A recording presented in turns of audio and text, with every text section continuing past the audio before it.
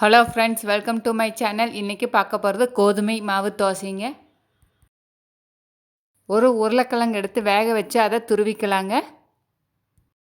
இஞ்சி 2 டீஸ்பூன் சின்னதாக கட் பண்ணி சேர்த்திக்கலாங்க. 2 பச்சை மிளகாயும் சின்னதாக கட் பண்ணி சேர்த்திக்கலாம். சிறிதளவு கருவேப்பிலை, சிறிதளவு கொத்தமல்லி தழை, ஒரு பெரிய வெங்காயத்தை கட் பண்ணி சேர்த்திக்கலாங்க.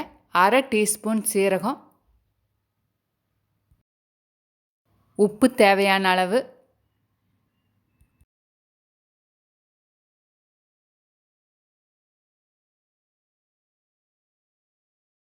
அரை டீஸ்பூன் மிளகுத்தூள், ஒரு கேரட் எடுத்து துருவி இது கூட சேர்த்திக்கலாங்க.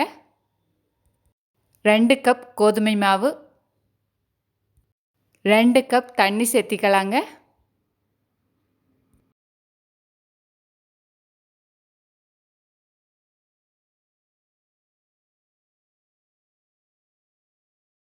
இதையும் நல்லா கலக்கிக்கலாங்க. கலக்கிட்டு ஒரு 10 நிமிஷம் மூடி வச்சுக்கலாங்க.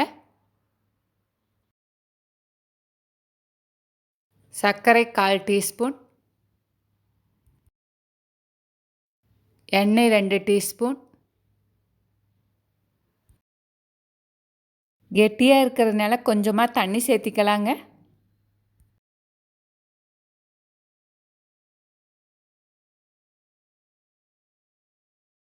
ஒரு டீஸ்பூன் எண்ணெய் விட்டுக்கலாங்க.